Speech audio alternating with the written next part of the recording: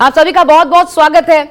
सबसे पहले तो राम कदम जी, आपको बहुत बहुत शुभकामनाएं और शुक्रिया भी कि आज आपने वक्त निकाला, आपके नाम का ऐलान भी हो गया। घाटकोपर पश्चिम से आप चुनाव लड़ने जा रहे हैं, तो बहुत बहुत मुबारक हो आपको।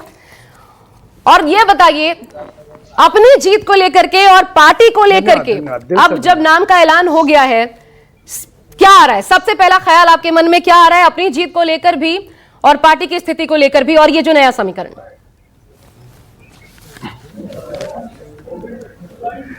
देखिए, पार्टी के केंद्रीय शीर्ष सभी नेता और महाराष्ट्र प्रांत से माननीय उप मुख्यमंत्री देवेंद्र फडणवीस जी, प्रांत अध्यक्ष, मैं सभी को दिल से धन्यवाद देता हूं। उन्होंने सबने मेरे नाम का चयन किया है, मेरा नाम घोषित किया है।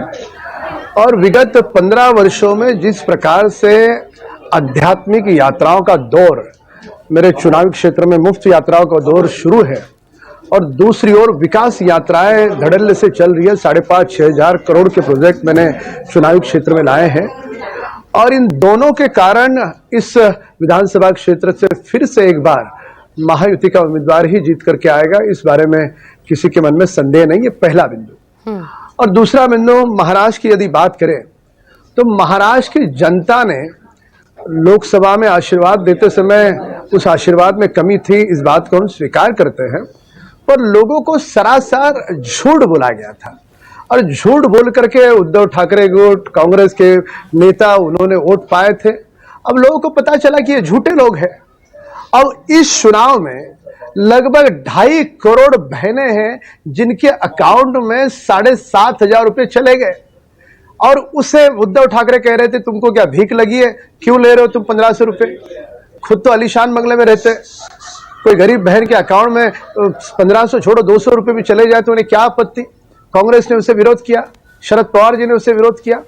और दूसरी ओर हम हमारे काम की ओर फोकस करते हुए उन बहनों के अकाउंट में केवल घोषणा नहीं की, हमने पैसे दिए, किसानों के अकाउंट में पैसे दिए। ये पिछले 2.5 वर्षों में जो व्यक्ति मुख्यमंत्री से मिलना चाहे, उप मुख्यमंत्री से मिलना चाहे, उनके दरवाजे 24 घंटे खुले थे।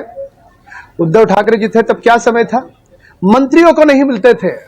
आप अपने पत्रकार से पूछ लेना, महाराष्ट्र में, मुंबई में जो भी होगा उससे, उनसे नहीं मिलते थे। यानी एक और किसी को नहीं मिलने वाली सरकार, खिचड़ी में पैसे खाने वाली सरकार, लोगों के कफन में पैसे खाने वाली सरकार, और दूसरी ओर लोगों के अकाउंट में पैसे भरने वाली सरकार। दोनों में अंतर बड़ा स्पष्ट है। इसके लिए फिर से काम के आधार पर, रिजल्ट के आधार पर हम ही चुन करके आएंगे, इस बारे में किसी के मन में कोई संदेह नहीं। लेकिन 4 महीने में क्या बदल गया राम कदम जी? 4 महीने पहले आपको लग रहा है ये आरक्षण संविधान को लेकर ये जो गुब्बारा हुआ था वो फूट गया, बस यही पक्ष में जा रहा है 4 महीने में? क्योंकि काम तो आपका तब भी था, अगर काम के बूते आप बात कर रहे हैं तो वो काम तो उस वक्त भी था जो नहीं चला।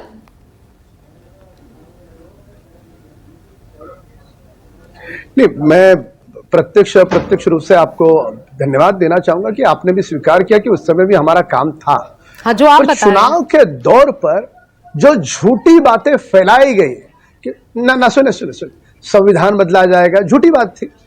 लोगों के अकाउंट में खट करके 7,500 आएंगे, झूठी बात थी। तो ये झूठी बातों पर कई सारे लोग फंस गए और हम हारे कुछ सीटों पर। वहां का मार्जिन अगर देखा जाए तो बड़ा कम मार्जिन है। यदि अगर हम पूरे महाराष्ट्र की बात करें तो हमको केवल मात्र 2% वोटों की कमी रही, जो 2% के ऊपर हम कई ऊपर चले गए ये पिछले 6 महीने में। अच्छा, एक और सवाल, क्योंकि मैं जब ये पहली लिस्ट देख रही हूं तो इसमें जो नजर आ रहा है, आप लोगों ने उम्मीदवार नहीं बदले हैं इस बार, पुराने ही चेहरों पर, वो भी तब जब बड़े सारे चैलेंजेस आप लोग के सामने हैं। वो एक टैग है और साथ ही गद्दार जो चेहरे इधर शिंदे गुट की तरफ गए या अजित पवार गुट की तरफ गए, तो ये तमाम चीजों के साथ मैदान में आप लोग इस बार उतर रहे हैं। और जो लिस्ट सामने आई है उसमें बीजेपी ने भी अपने चेहरों को नहीं बदला है, तोड़फोड़ का आरोप क्योंकि आप ही लोगों के ऊपर लगा है। तो ये क्या हरियाणा से, ये क्या गुजरात से सीख है जो यहां पर, जिस पर अमल कर रही है बीजेपी? कैसा है कि भारतीय जनता पार्टी के महाराष्ट्र के हर विधायक का काम करने का एक अपना अलग तरीका है। जैसे मेरा काम करने का तरीका, मैं बहुत बड़े पैमाने पे तीर्थ यात्राएं निकालता हूँ, बड़ा रक्षाबंधन करता हूँ, 15 दिन रक्षाबंधन चलता है। किसी के घर पे मौत हो गई, उसके घर पे मेरे यहाँ से इंसानियत का खाने का डब्बा चला जाता है। एक अलग यूनिक तरीका है। वैसे हमारा हर विधायक अपनी कुछ ना कुछ अलग ढंग की काम की वजह से वहां जाना जाता है, तो उसकी अपनी भी दल के साथ लोकप्रियता बनी है। तो ये उनके कामों के आधार पर चुना गया है, पुराना है नया है ये नहीं देखा गया। कौन चुन करके आ सकता है, लोग किसे पसंद करते हैं, उसका सर्वे कैसा है, उसका बाकी का पिछले कई वर्षों में उसका रिपोर्ट कार्ड पार्टी के दल के प्रति कितना वफादार रहा है, ऐसे सारे बिंदु पार्टी के शीर्ष नेताओं ने जरूर देखे होंगे और उसी के आधार पर यह टिकट दिया गया है। किसी को काटना नहीं काटना ये कोई मायने नहीं रखता।